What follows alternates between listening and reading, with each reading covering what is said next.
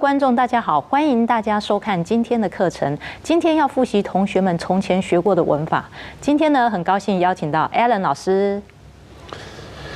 I will apologize for another grammar lesson, but we have to continue from the last unit and review conditional sentences, native speaker issues with the past simple versus the present perfect, and the simple versus continuous. We say progressive in American English. 好，今天呢，我们要回顾英语中的什么呢？条件句。条件句是什么呢 ？Conditional sentences， 那就是我们说的假设语句。还有呢，过去简单式就是 past simple， 还有现在完成式就 present perfect， 以及呢进行式叫做 continuous。那在美式的用法里面呢，叫做 progressive。那还有最后要看的是简单式 simple。In speaking and more importantly in writing, we must get these tenses correct. Information can be distorted and completely misunderstood if the wrong tense is used. Also, conditional sentences can be tricky in any language, so a review of this structure and a blueprint of it can be a most useful tool in writing. 在口语呢，更重要的是在写作当中呢，我们必须要正确的理解这些时态。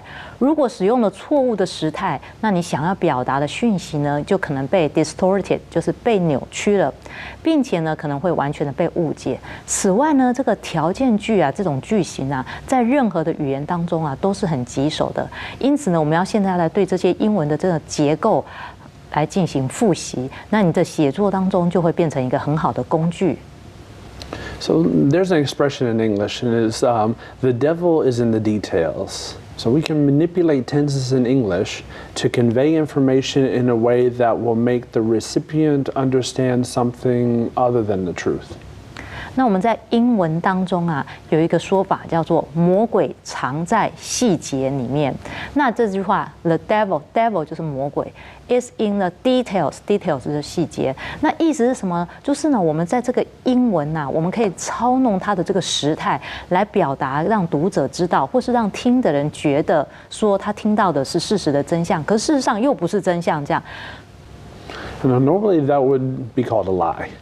But we're not directly telling an untruth. On the contrary, we're telling the absolute truth, just making slight variations in the grammar to make the person think something different than the truth. 那通常呢，我们这样说的时候，我们就说这是一个 lie， 就是一个谎言。但事实上呢，我们好像不是在说谎言，我们只是把它绕着弯来讲我们要说的话。那相反呢，我们说的其实是正确的讯息。那只是呢，在文法上面稍稍的一点点变化呢，就让你说的跟真相是有一点出入的。So, for example, my sister asked me if I have seen the $20 she has lost. And I tell her, no, I haven't seen it. But in fact, I saw it yesterday when I took it and spent it. But I haven't seen it today. 那我们现在举个例子哦，不然你觉得你云里雾里绕不清楚了。他说，比如说有一天啊，我姐姐就问我说，哎，你是不是有看到他丢掉了那个$20啊？这样，然后我就告诉他说 ，I haven't seen it。哎，我没看到哦。但事实是什么呢？事实是我昨天看到了。我用 I saw it yesterday。你看 ，saw 是过去式，我昨天有看到。然后呢，我把它拿走了。把那$20拿走了，而且用掉那$20，所以呢，我今天是不是就没看到？所以我现在说的是 ，But I haven't seen it today。你看，我今天没有看到它。那但事实上，我昨天是看到它，所以我今天没有看到它。我今天没有看到，就用的是完成式。那昨天用过去式，可是说看起来其实是说起来是我今天没看到它。是啊，没错，我今天没看到它。可是我昨天其实已经把它用掉了，所以我今天当然没有看到它。So let's begin with the present perfect versus the past simple. 好，那我们现在先来比较一下现在完成式叫做 present perfect 跟过去简单式叫 past simple 它之间的差别。The example above is a bit silly, more of an example of sibling rivalry than grammar. However, there is a difference in the two tenses. 那刚才那个例子呢，让你听起来是有点愚蠢的例子，可是事实上你就可以看出这两种时态在句子里面发挥它的功能。Americans have all but forgotten these rules and tend to use the simplest form. Germans have basically forgotten the past simple and use the present perfect in their language, so that they struggle to learn the past simple when learning English properly. 美国人呢，他几乎已经忘记这些规则了，并且呢，他倾向于使用最简单的形式。那德国人呢，他们在语言中啊，使用的是现在完成式。因此呢，他如果想要正确的这个使用这个我们的英语里面的过去简单式跟现在完成式的差别，对他们来讲呢，其实是有一点点困难的。这样，他们努力的学习才能学得会。So let's review these structures and look at a few examples of each. 好，那我们现在来回顾一下它的文法结构，看一些例子。So in the last unit, we looked at the past simple tense. But how does it differ from the present perfect? There are a few rules that set it apart. The most important thing to keep in mind is that we use the present perfect to talk about a time that is not finished, like our lives. 那我们到底这两个时态，就是现在完成式跟过去简单式，它到底有什么样的差别呢？我们一件事情要特别记得的是，我们用现在完成式来说一个东西，它还没有结束的时间，在时间上还没有结束。那过去简单式呢，它讲的是这个事情呢已经结束了，它结束完了没有了，这样我们用过去简单式。So there are key words for the perfect tenses. You'll see this week, this month.This year, so far, just, and recently. Let's look at some examples of the difference. 好，那我们可以用的一些关键的词是像什么字呢？像 this week 本周 ，this month 本月 ，this year 今年 ，so far 到目前为止 ，just 刚刚，还有呢 recently 最近。那以下呢，我们就会来看一下这些句子、这些例子。So looking at this first example, she has not seen her parents all summer. 好，我们看的第一个例子是，她整个夏天都没有看见她的父母。She did not see her parents all summer. 那第二个例子呢？她夏天以来没有看见父母。We simply changed the grammar, and the two sentences have similarities but different meanings. In the first, summer has not yet ended, and in the latter, summer is finished. 好，刚刚那两句话听起来都是整个夏天，然后都是说没有看到父母。那到底这两个句子有什么差别？其实是这样子，刚才的第一句话呢，它的夏天呢还没有结束，可是第二句话呢，夏天已经结束了。什么意思呢？它在第一句话假设说我们一个夏天是到9月1号算是夏天结束好了，然后8月31号夏天结束，那你用完成式的时候呢，可能是夏天还没结束的时候说的，就比如说你在8月15号的时候说的，这时候用完成式。可是如果整个夏天都结束，假设你9月1号的时候，你要说啊，这个夏天都怎么样？这个夏天发生什么事？那时候夏天已经结束，因为9月1号啦，8月31号是不是结束？那9月1号那时候你才来说夏天的时候，这时候用过去式，因为已经过去了。所以我们要说它夏天有没有结束，就关系到我们用完成式还是用过去式。Look at these two sentences.My father has never been to France. 好，我们现在再看另外两个句子。第一个句子是说，我爸爸到目前为止没有去过法国。My father never went to France. 那第二句话是我爸爸没有去过法国。What is the difference between these two sentences? In the first, he might still go. In the latter, he is not living anymore.When we speak of a person in the past tense, it gives the feeling that the person has died. 那刚才这两个句子有什么差别呢？我们翻译成中文看起来都一样，就是没去过法国嘛，对不对？可是呢，那两个例子你也看到，首先呢，他第一个句子是告诉我们说，这个人呢还有可能会去，他是到目前为止还没去，他明天可能会去啊，后天可能会去啊，明年会去啊，后年会去啊。那在第二个例子中呢，这个人已经死了。所以呢，他已经不能去了。所以，当我们用过去式来讲一句话的时候，通常会让人觉得这个人已经死掉了，所以才用过去式。那他永远再也不可能去法国，因为过去的事情，他再也不可能去了。这样。The present perfect is also used to talk about an action in the past that has an effect on now. 好，那我们现在完成式呢，它有另一个用法是用来干嘛呢？谈论过去的事情，过去的那个举措、那个动作，那对于现在仍然有影响。这样子的时候，我们就可以用现在完成式。It sounds a bit convoluted, and this is the rule that Americans have the most trouble with. Let's say I broke my leg last night. I call my boss and I tell her that I cannot work today. When she asks me why, I would tell her I have broken my leg and cannot work for a week. 这听起来好像有点令人费解，对不对？这是这个美国人也觉得非常困惑的地方。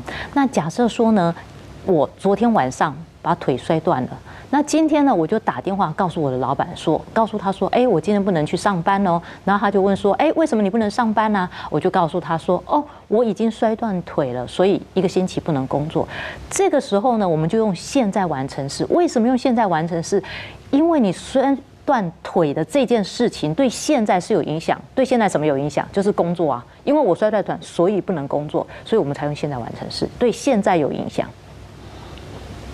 Here are some more examples. Jim asked Sandy, "Why is he not out with us tonight?" 好，接下来我们看另一个例子。他这个例子是他问他说：“为什么他跟我们今天晚上不一起出去呢？” And Sandy replies, "He has been ill, and he got better only yesterday." 那他的回答是说：“他一直生病啊，直到昨天呢才稍微好一点。” You can see the present perfect in the first part of her reply because it affects the now, and the past simple in the second part because of the word yesterday. 好，刚刚那句话里面有2个时态，在一个句子里面有2个时态。前面那部分呢，他说的那个东西啊，它的影响是一直到现在还有影响，所以我们用现在完成式，因为它到现在还有影响啊。那后面那半部的句子呢，为什么要用过去式？因为有 yesterday 这个字，昨天，所以要用过去式。好，所以这个句子就变成有2个时态。So here's another classic example. Tim asked Jill,"Why is the report not finished?"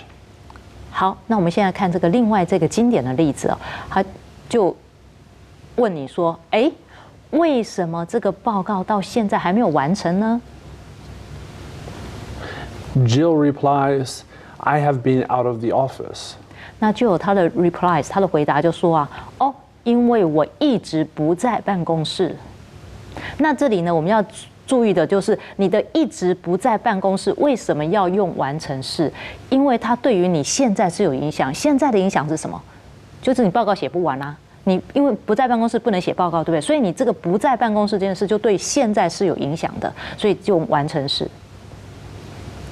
So remember from the last unit that when we have a time in the past, like yesterday, last week, or when we use the word ago,then we need to use the past simple form.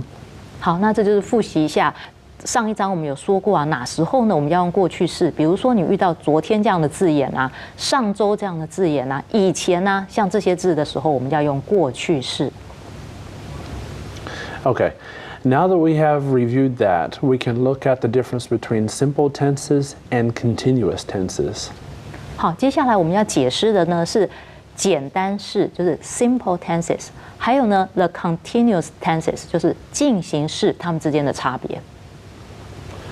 Now I like to use the British word continuous instead of the American word progressive because it helps learners remember that the tenses show an action that has a continuous feel to it.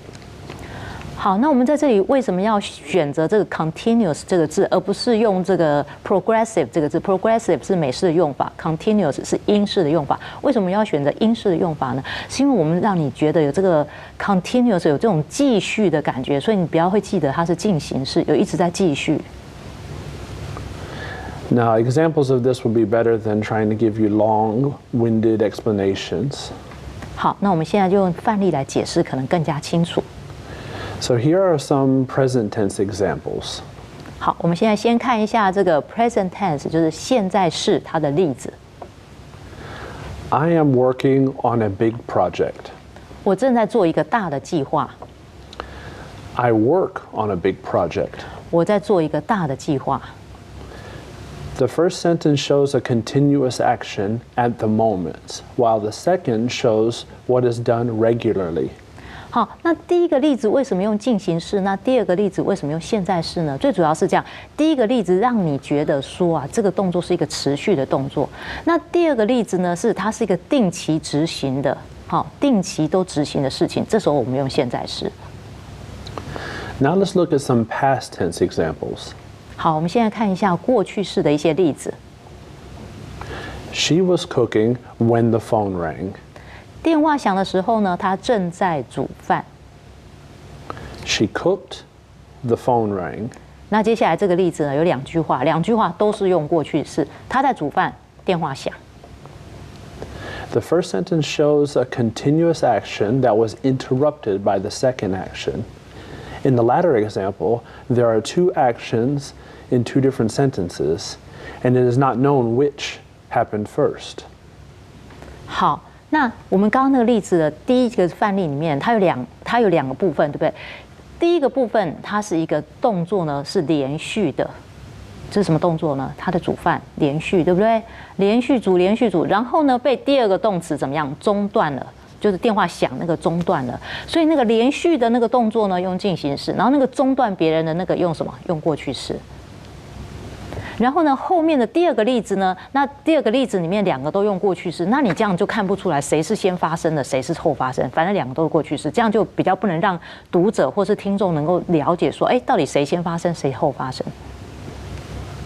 Good, okay. So let's move on to future tenses. 好，接下来我们要看的是未来式。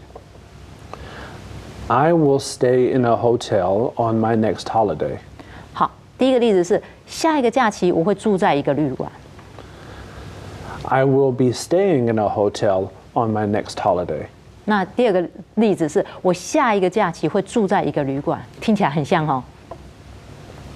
So the first sentence shows a plan, but the person is not quite sure. The latter shows a planned continuous action in the future. 那我们第一个例子跟第二个例子听起来这么像，中文听起来也都一样，它的差别是什么？它的第一个例子显示说你有一个计划，可是你不确定你会执行这个计划。那后面那个例子呢，显示的是说，哎，你有一个计划，你有确定会执行的。为什么呢？因为你可能已经付了定金了，打电话给旅馆了，定了哪一天啊，几点你会到，哎，都计划好了。这样子的时候呢，就跟第一个例子有一点点差别出来，听得出它的差别了。Okay, so now on to present perfect tenses. 好，现在我们介绍的叫做 present perfect tenses， 叫现在完成式或者现在完成时态。好 ，present 是现在 ，perfect 是完成。She has tried to get the job many times. 好，第一个例子，他已经试了好几次来得到这个工作。She has been trying to get the job for years. 他已经试了好几年来得到这个工作。The first example shows what she has done in her life, and the second example shows that she has started in the past and it continues into now. 好，那第一个例子显示的是他这一生中所做的事情。那第二个例子呢，是告诉你说他从过去开始一直到现在都还在做的。Okay, so let's look at the difference between past continuous and past perfect continuous. 好，接下来我们要看的呢是过去进行式，就是 past 是过去 ，continuous 是进行式。过去进行式跟 past perfect continuous 叫过去完成进行式，越来越长了哈。过去完成进行式它之间的差别。Okay.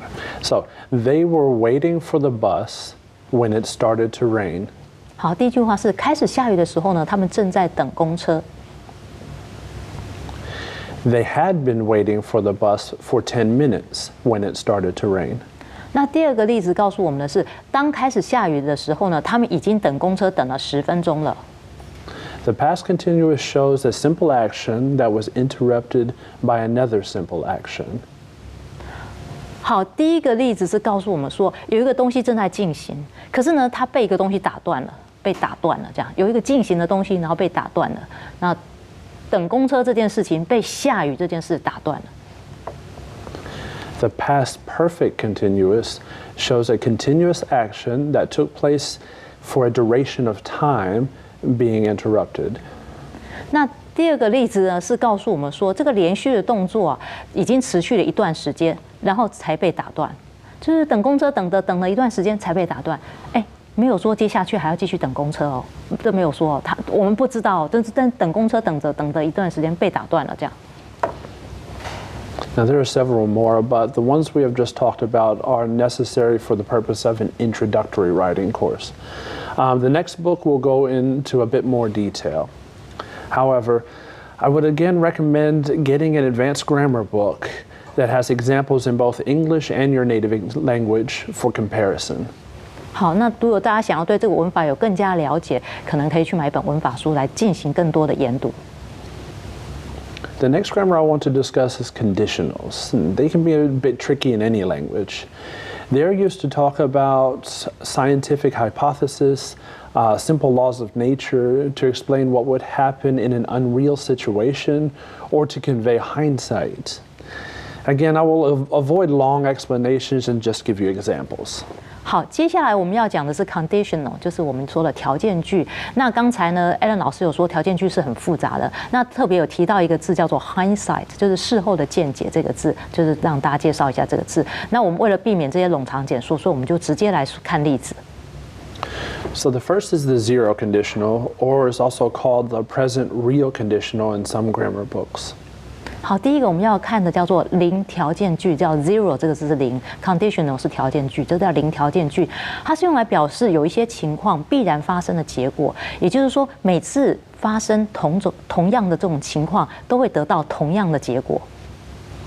So examples of that are, if water freezes, it becomes ice. 好，有个例子是说，比如说水结冻，它就会变成冰。你看这是不是同样的结果？只要水一结冻，它就变成冰，这个是不是一个同样的结果？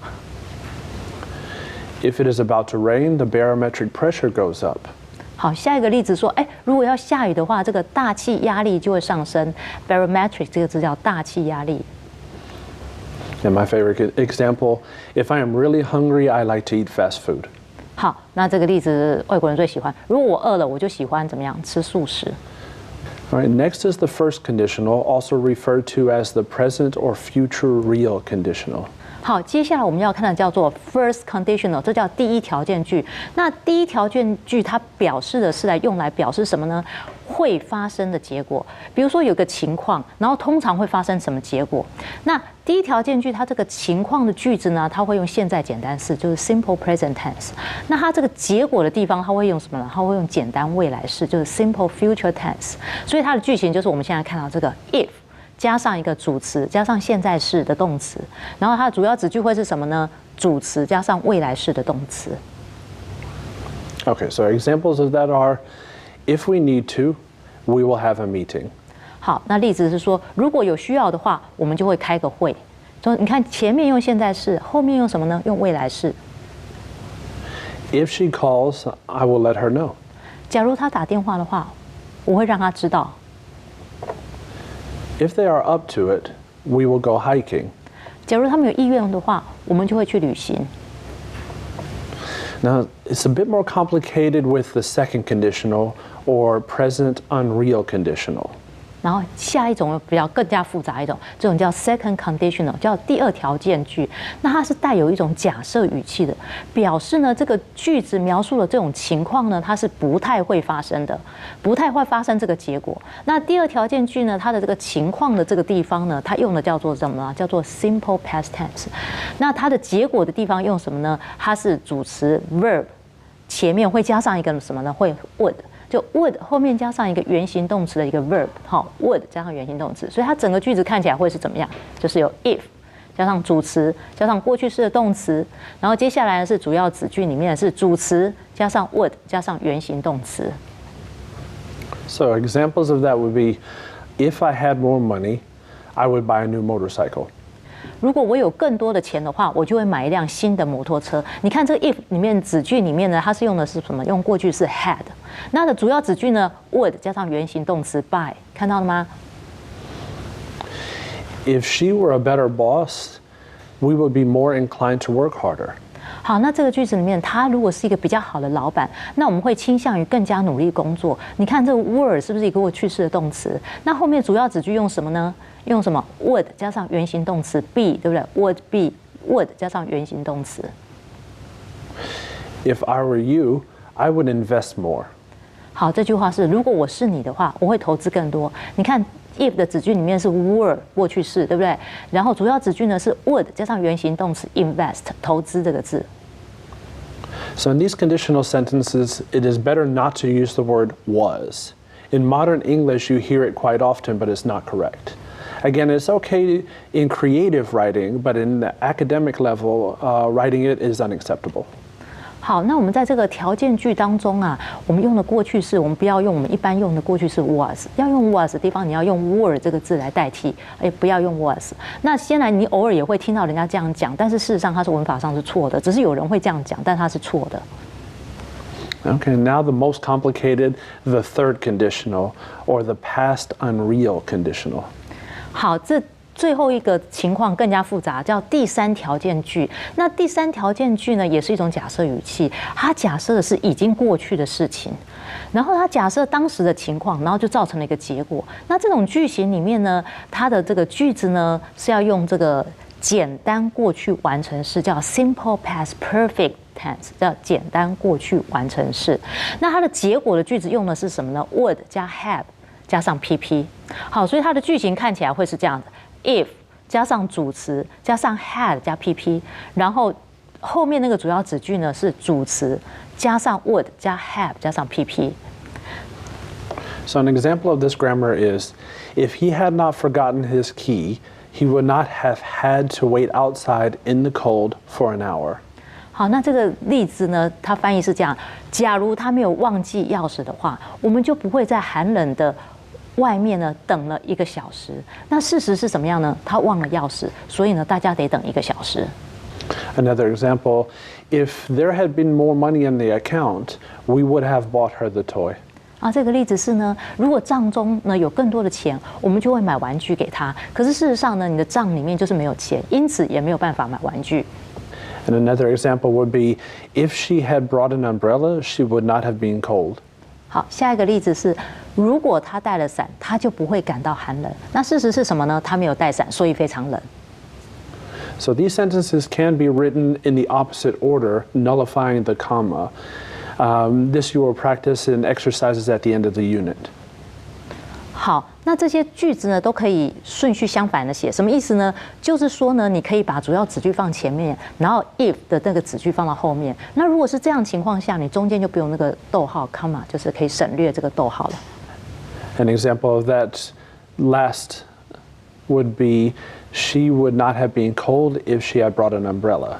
好，那我们来看一个例子，就是这样，你就先把 she would not have been cold 写到前面，然后把 if 那个子句放到后面来。那你现在看到的这个句子里面就不需要那个逗号了，因为 if 在中间，就很明显的告诉你后面就是另外一个子句，所以就不需要那个 comma 了。